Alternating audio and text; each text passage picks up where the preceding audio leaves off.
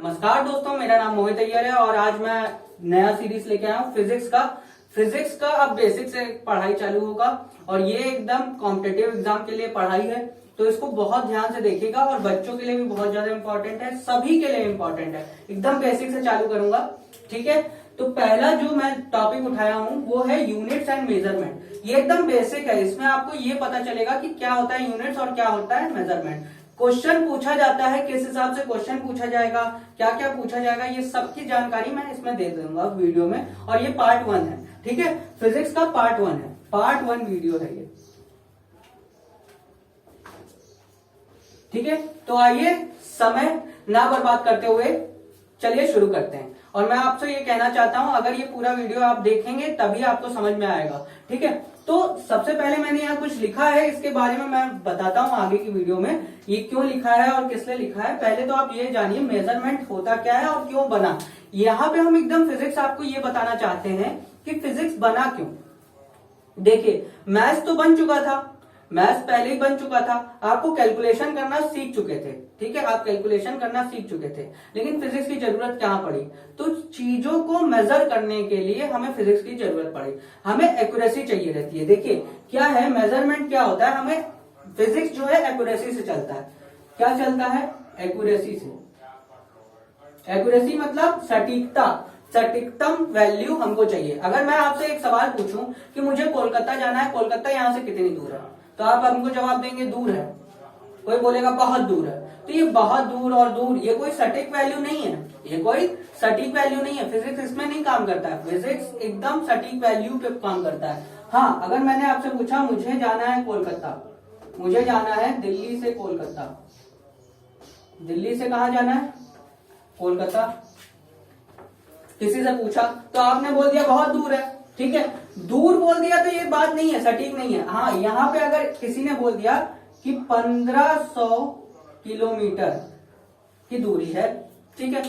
हालांकि ये सही नहीं है, आगे पीछे हो सकती है, लेकिन लगभग 1500 किलोमीटर है, तब ये क्या है? सटीक वैल्यू है। अब ये क्या है? सटीक वैल्यू, ठीक है। तो ये सटीक पे चलता है, तो वही उसी के लिए मेजरमेंट का चैप्टर बनाया गया। पहला चैप्टर एकदम बेसिक है, जिसमें आपको मेजरमेंट के बारे में बताया जाएगा, क्या क्या चीजें हैं। इस वीडियो में पूरे इसी के बारे में बात करेंगे, ठीक है। तो सबसे पहले आप यहाँ पे एक चीज जो क्वेश्चन में पूछा जाता है, दो तरह की क्वांटिटी होती है, ठीक है। दो तरह की क्वांटिटी होती है। देखिए, पहली होती है फिजिकल क्वांटिटी,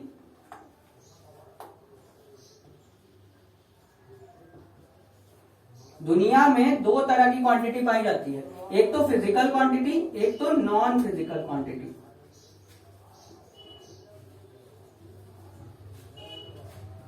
देखिए हिंदी में समझते हैं इसको अच्छे से, बिल्कुल अच्छे से समझाता हूं।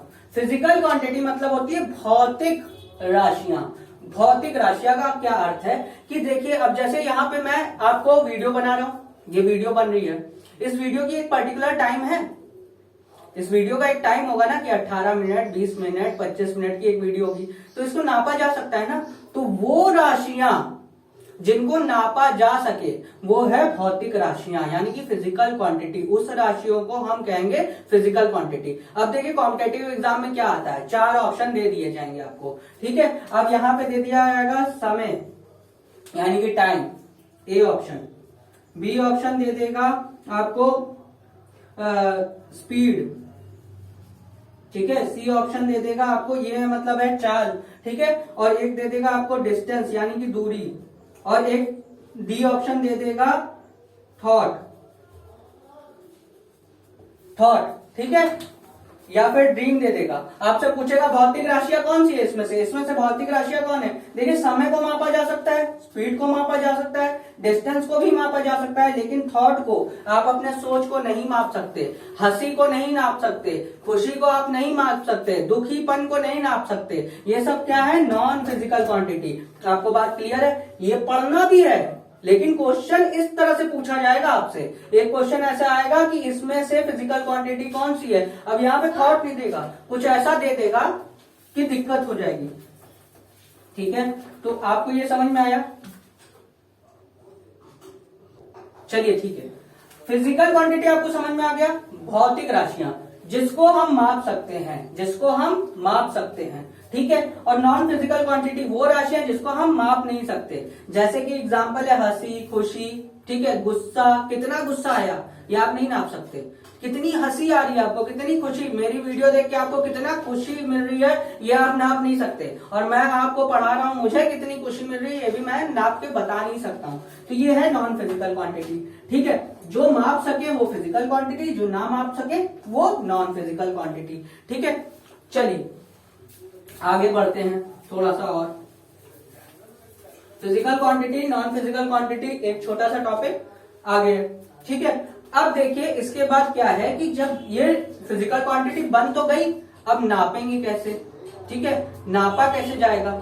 उससे पहले आपको ये जानना होगा कि नापा कैसे जाएगा, मतलब ये यूनिट्स को मेजर कैसे किया जाएगा, यानी कि ये जो यूनिट है, ये जो यूनिट्स हैं, ये यूनिट्स कैसे बने और मेजर कैसे किया जाएगा, ये कौन तय करता है। तो देखिए इसको तय करने के लिए 4 सिस्टम हैं, कुल 4 सिस्टम हैं मेजर करने के लिए, यानी कि किसी चीज को मापने के लिए 4 सिस्टम है। इस पे भी बहुत अच्छे अच्छे क्वेश्चन बनते हैं। देखिए पहला सिस्टम है सीजीएस, सीजीएस सिस्टम, ठीक है। इसी को कहते हैं, इसी को एक क्वेश्चन आ जाएगा गॉसियन, ठीक है, गॉसियन यूनिट कहते हैं, ठीक है, गॉसियन यूनिट ऑफ सिस्टम इसी को कहते हैं। अब ये होता क्या है इसके बारे में जानते हैं। सीजीएस यूनिट होता क्या है, अगर मान लीजिए सीजीएस, सबसे बेसिक यूनिट क्या क्या होती हैं आप पहले ये जानिए। सबसे बेसिक यूनिट होती है लेंथ, मास और टाइम। इसका क्या मतलब है, तो आपको ये जानना होगा सबसे पहले कि फंडामेंटल यूनिट्स कौन सी होती हैं और डिराइव्ड यूनिट कौन सी होती है। अब देखिए यहां पे 2 टर्म निकल के आया, सबसे पहले आया फंडामेंटल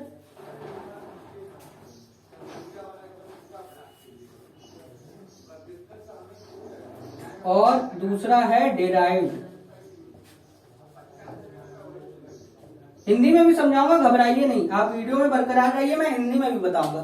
फंडामेंटल यूनिट्स मतलब मूलभूतिक मानक, और ये डिराइव मतलब ये इसके थ्रू बना हुआ मानक, मतलब कि अब क्या है कि ये वो वाली राशियां होती हैं जो कभी भी समय से चेंज नहीं होती, किसी भी समय में किसी भी स्थान पे कोई चेंज नहीं। जैसे आपका एक वेट होगा, बॉडी का एक वेट होगा, ठीक है, कोई 40 किलो का होगा, कोई 60 किलो का होगा, लेकिन उसके अलावा एक मास होगा, मास में सारी चीजें जुड़ी होंगी, आपके गुर्दे का वजन, आपके हृदय का वजन, आपके दिमाग का वजन, पूरे बॉडी का जो वजन होगा वो मास होगा। जो मास हर चीज, हड्डी, ब्लड वेट सब कैलकुलेट करके जो आएगा वो आपका कभी भी बदलता नहीं है, मास आपका कभी भी परिवर्तित नहीं होता है, ये फिजिक्स में आपको पता है, ठीक है। वो चाहे आप मून में चले जाएं, चाहे आप मार्स में चले जाएं, चाहे आप मंगल ग्रह में चले जाएं, चाहे आप बुध बृहस्पति कहीं पे भी चले जाएंगे ना, तो वो मास कभी चेंज नहीं होगा। वेट भले ही बदल जाएगा लेकिन मास कभी बदलेगा नहीं। तो मास क्या है, फंडामेंटल यूनिट है, यानी कि ये फंडामेंटल। अब देखिए समय, समय कभी बदलता है क्या, समय कभी बदलेगा। अगर मान लीजिए मैं यहां से कोलकाता जा रहा हूं, कोलकाता जा रहा हूं, अगर यहाँ पे समय अभी 1 बज रहा है, मैं यहाँ से वहां तक सफर किया तो 2 घंटे का फर्क आएगा, तो मेरी गाड़ी 2 घंटा आगे बढ़ेगी ना।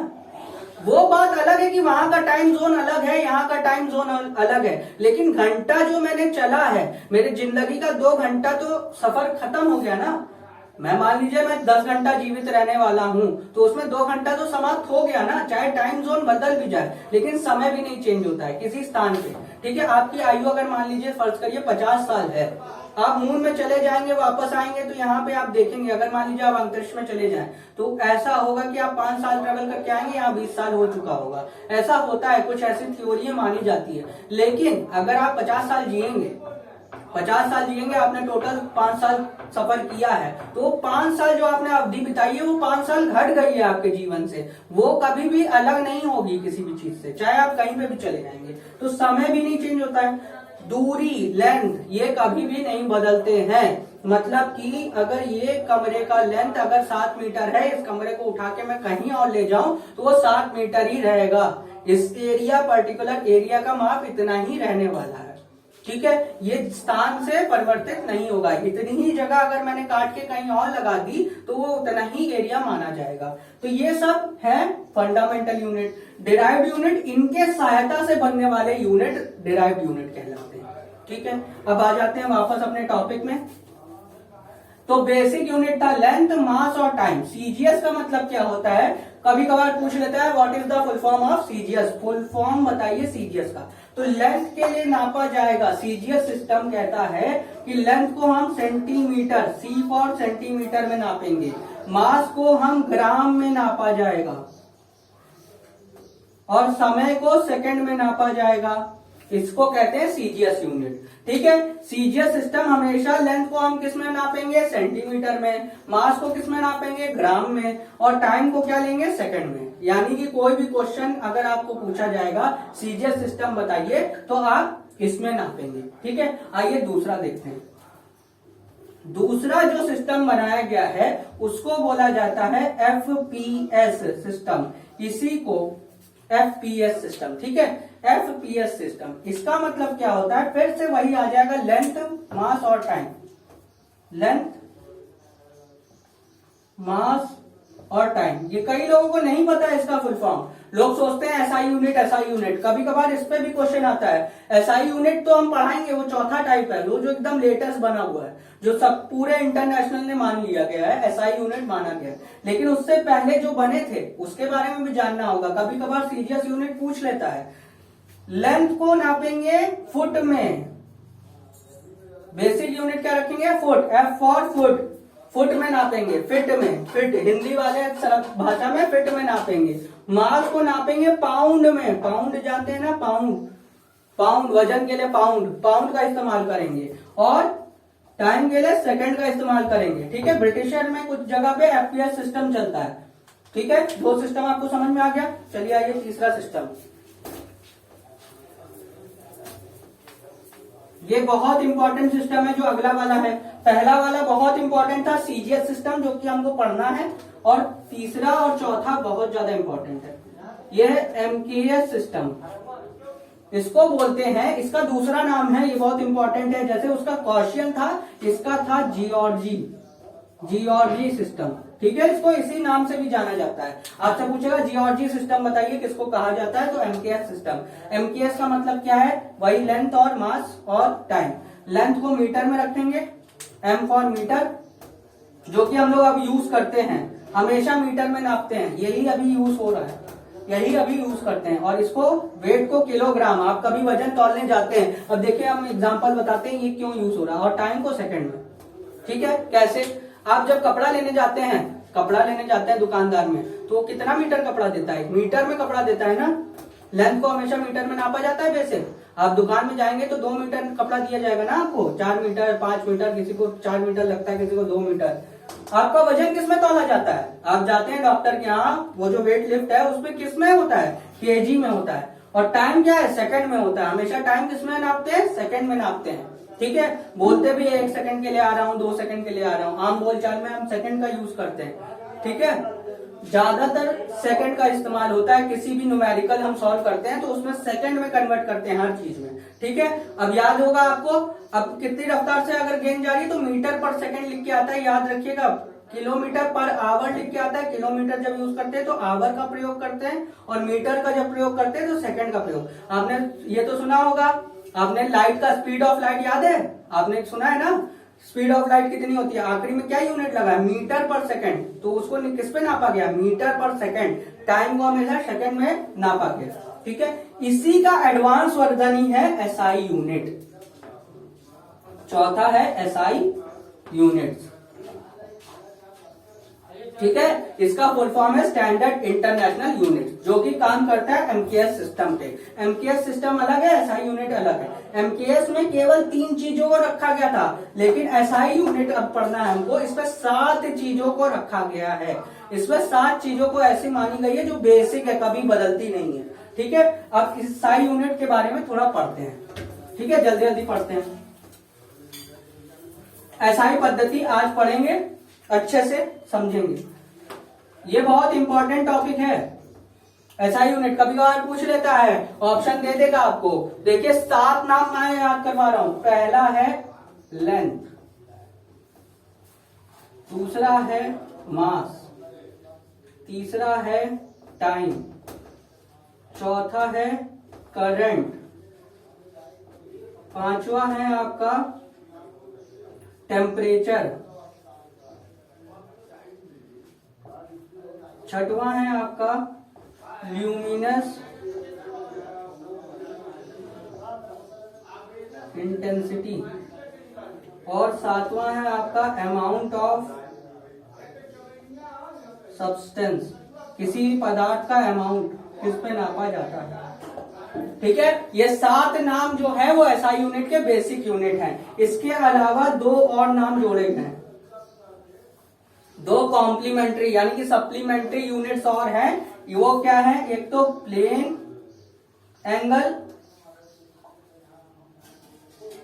एंगल ज्ञात करने के लिए एक तो प्लेन एंगल जो एकदम मिरर है, ये जो आपको मिरर, ये मान लीजिए ये मिरर है आपके सामने, इस मिरर प्लेन मिरर है, ये प्लेन मिरर को नापने के लिए कौन सा यूनिट है, और एक सॉलिड मिरर होता है।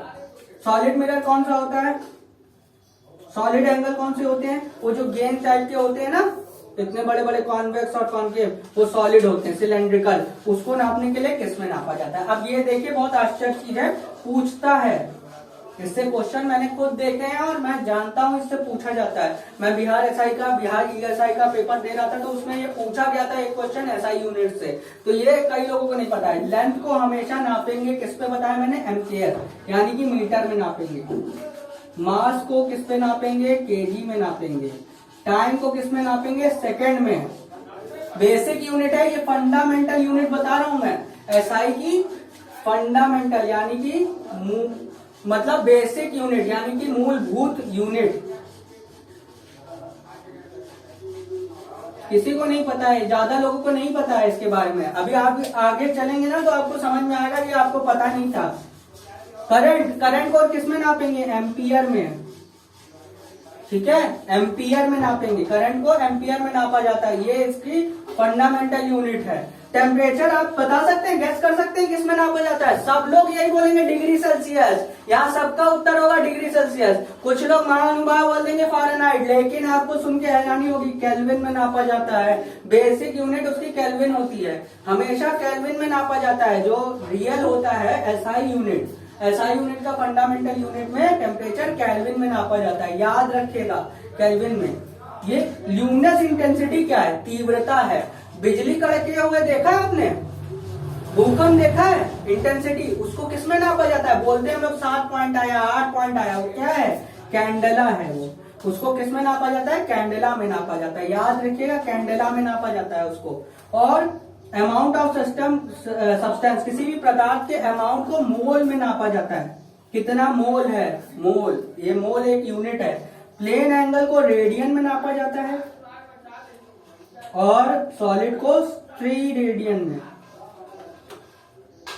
तो इसका स्क्रीनशॉट ले लीजिए। इसका सिंबल आप देखिए, इसका छोटा m, इसका kg है, इसका सेकंड का s है, एम्पियर का कैपिटल A है, केल्विन का कैपिटल K है, कैंडेला का CD है, मोल का M है, मोल का मोल है MOLE, रेडियन का R है और स्टेरेडियन का STR है। ठीक है, अब देखिए इधर पे आपको ये बता दें, ये जो कैपिटल में है ना, यानी कि वो किसी साइंटिस्ट ने खोजे हैं। करंट को एम्पियर, एडवो एम्पियर ने खोजा था।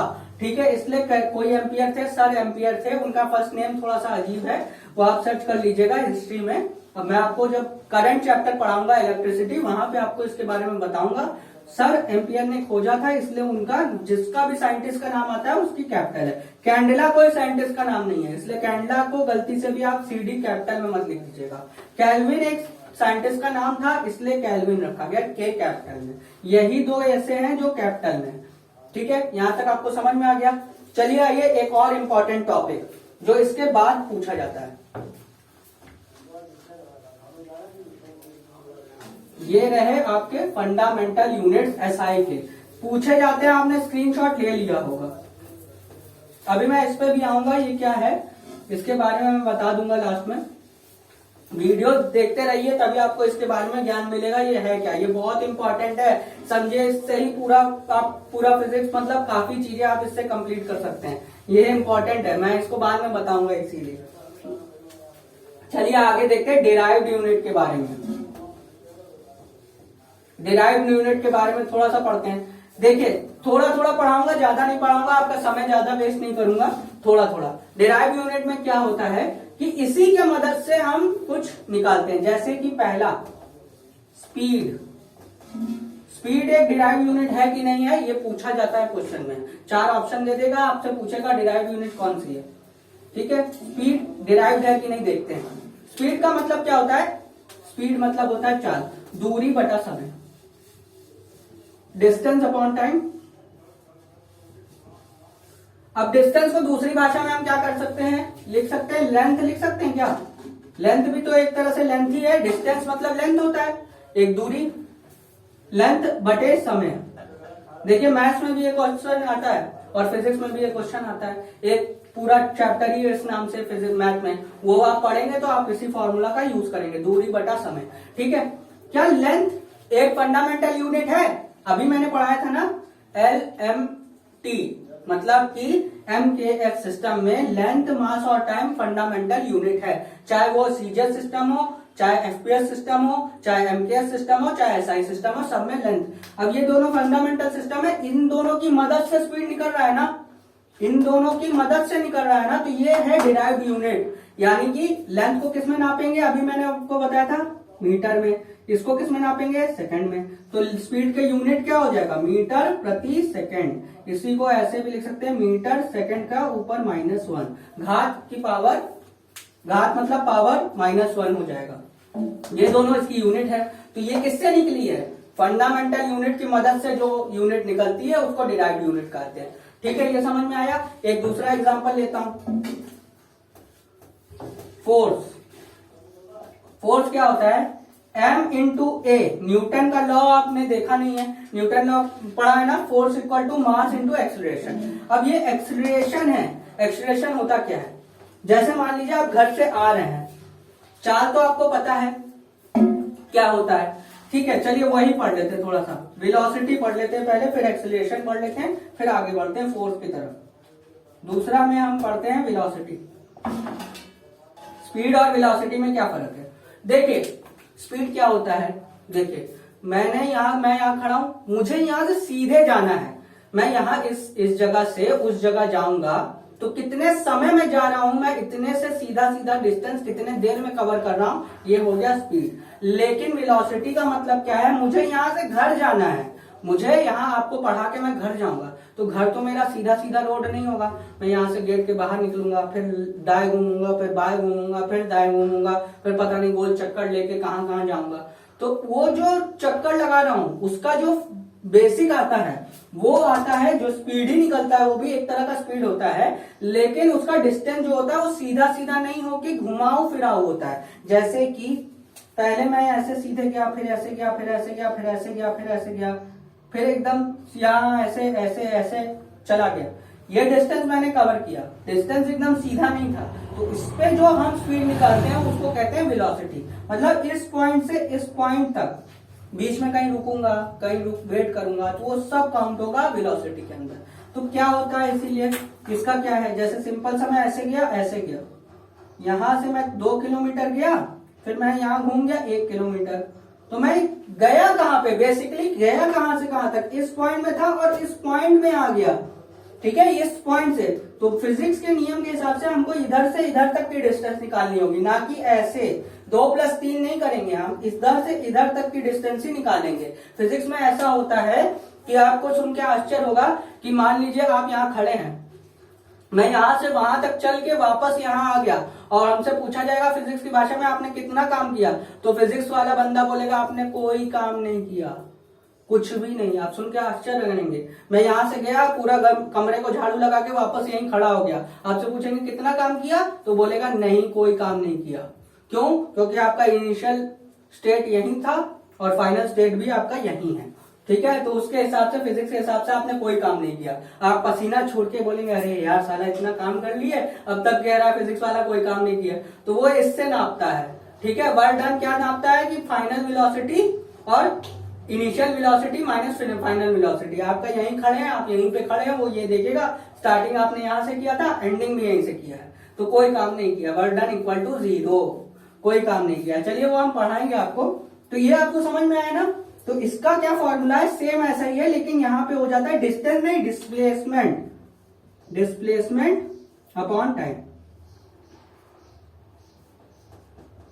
इसका भी यूनिट होता है मीटर पर सेकेंड ही, क्योंकि डिस्प्लेसमेंट भी तो मीटर ही में नापेंगे, तो मीटर पर सेकेंड ही आएगा इसका भी, लेकिन ये वेलोसिटी है। एक्सीलरेशन क्या होता है, अब चलिए एक्सीलरेशन पढ़ते हैं जल्दी जल्दी।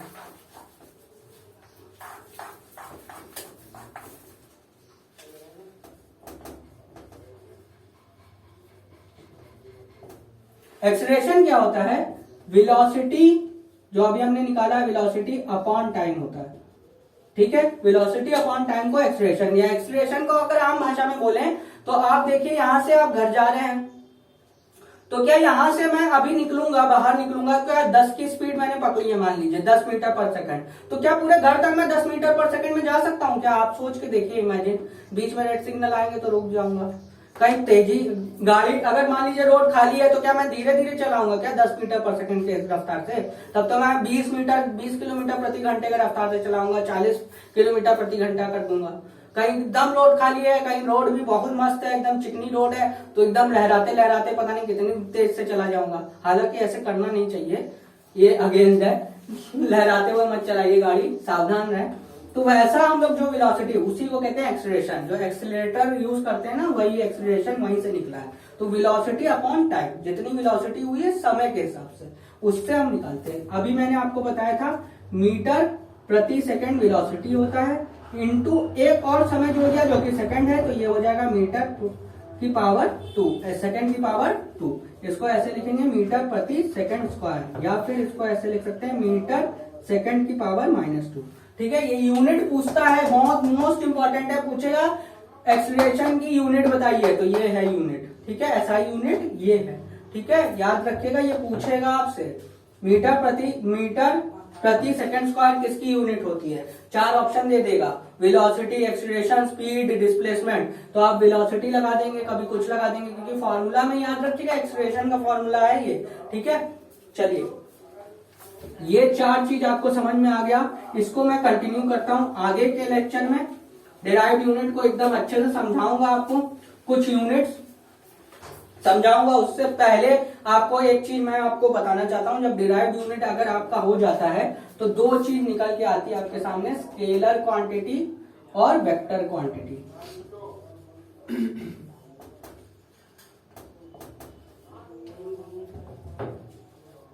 अब एक चीज मैं आपको बताना चाहता हूं कि मैंने जब स्टार्टिंग में स्टार्ट किया था चैप्टर, तब मैंने आपको बोला था कि 2 तरह की क्वांटिटी होती है, physical quantity, non physical quantity. तो वो जो होती है वो फिजिक्स की physical quantity, non physical quantity, वो चीज था। अब मैं क्या कर रहा हूं, एक कपड़ा ले रहा हूं, उसको 2 भाग में तोड़ के धीरे धीरे धीरे धीरे अंदर जाने की कोशिश कर रहा हूं। ये जो क्वांटिटी है, ये डिराइव्ड यूनिट की क्वांटिटी है, ये उससे कंफ्यूजन मत हो जाइएगा, वो अलग चीज है, ये अलग चीज है। ये स्केलर क्वांटिटी और वेक्टर क्वांटिटी, इसको हिंदी में कहते हैं सदिश राशि, अदिश राशि। ठीक है, ये क्या होता है, कैसे होता है, जानते हैं।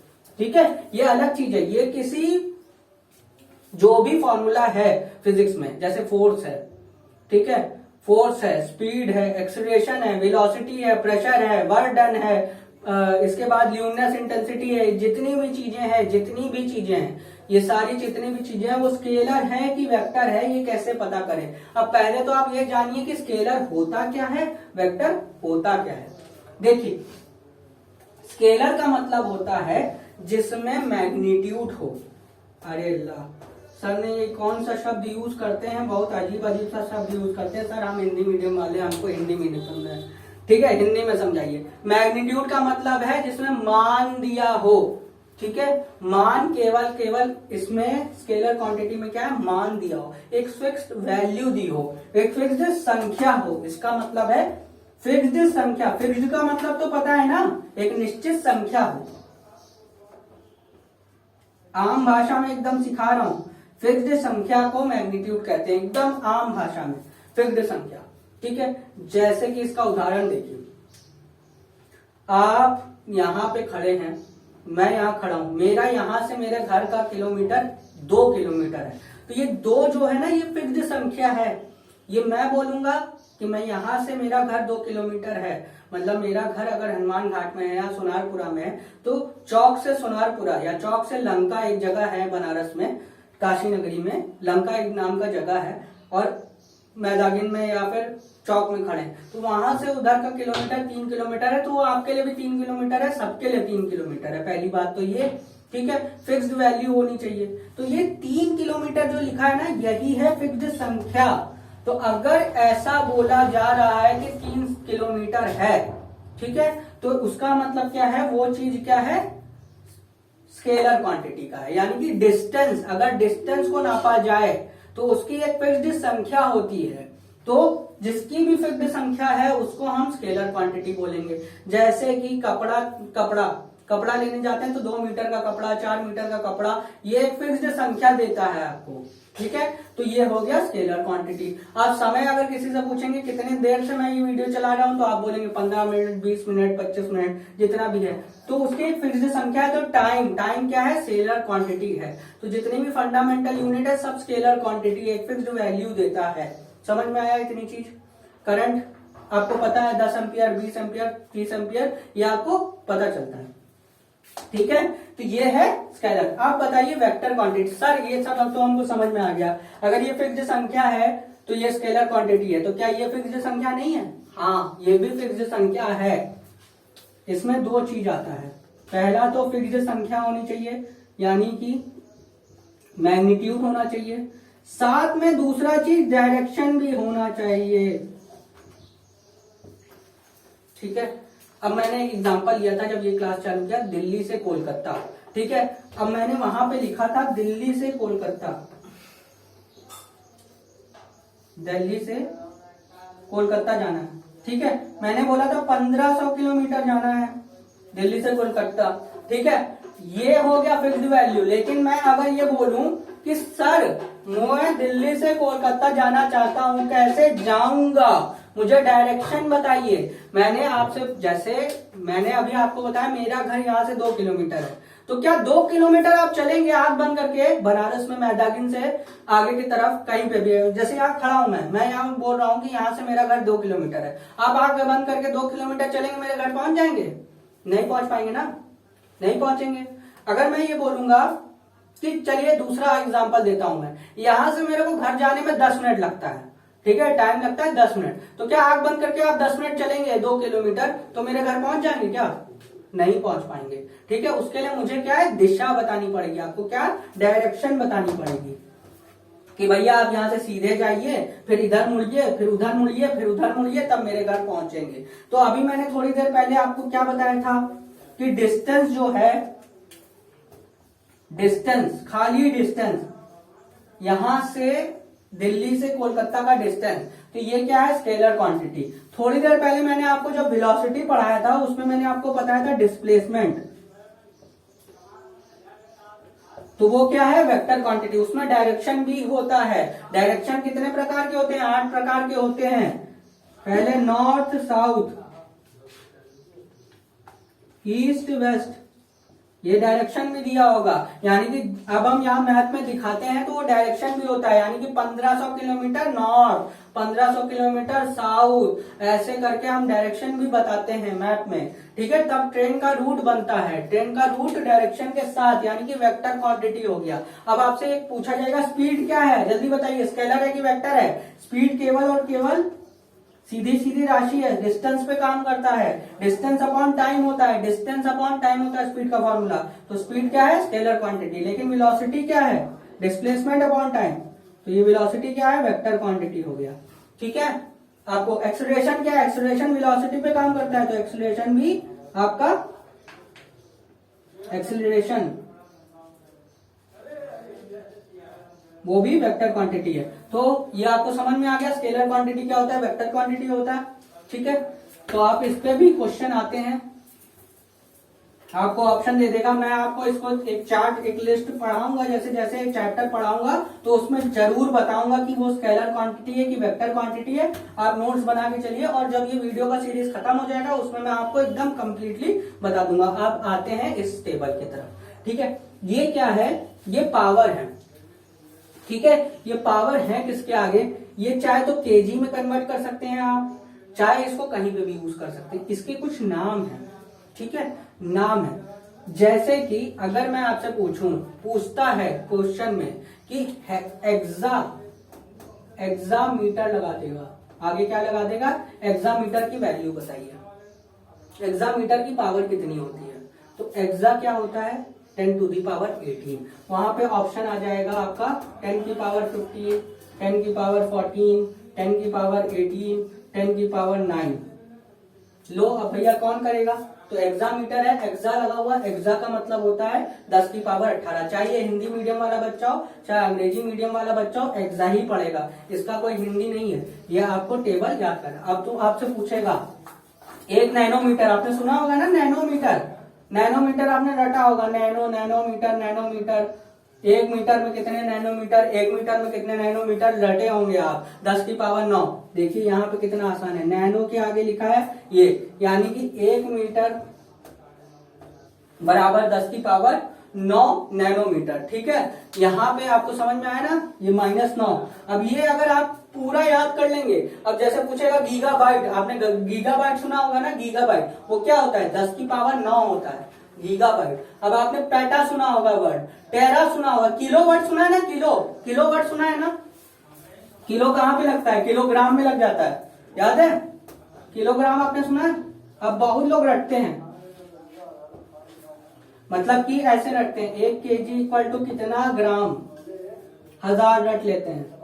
देखिए यहाँ पे क्या लिखा हुआ है, किलो के आगे 10 की पावर 3, यानी कि 10 की पावर 3 ग्राम लिखा हुआ है। 10 की पावर 3 मतलब 10 की पावर 3, 10 गुणे 10 गुणे 10, 10 गुणे 10 गुणे 10, इसको ऐसे लिखेंगे 10 गुणे 10 गुणे 10, 1 2 3। जब इसको गुणा करेंगे तो 1000 ही ना आएगा, तो अब रटने की जरूरत नहीं है, इसको याद करिए। अब आपसे पूछेगा डेका मतलब क्या होता है, डेका मतलब 10 होता है, ठीक है। अब देखिए इसको याद कैसे करेंगे, ये तो आपने दे दिया सर इतना बड़ा सा, याद कैसे करें, देखिए ध्यान से देखिए, 10 लिखा हुआ है, 10 के ऊपर ये 10 की पावर 1 लिखा हुआ है। 10 के अगर ऊपर कोई घात नहीं है तो यानी कि एक घात है। 10 की एक को घात को क्या बोलेंगे, deca. Deca, hecto, kilo, mega, giga, tera, peta, exa, ये याद कर लीजिए। क्या है, deca, hecto, kilo, mega, giga, tera, peta, exa, ये याद हो जाएगा।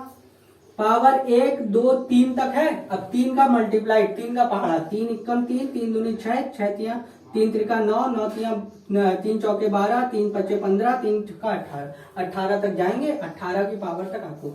वैसा ही नीचे भी है, -1, -2, -3, फिर -6, -9, फिर -12, फिर -15, फिर -18। नीचे के नाम क्या है, डेसी, सेंटी, मिली, माइक्रो, नैनो। माइक्रो का नाम सुना है ना, 1 माइक्रो में कितना होता है, कितना होता है, ये सब लोग सुनते हैं, पूछते रहते हैं।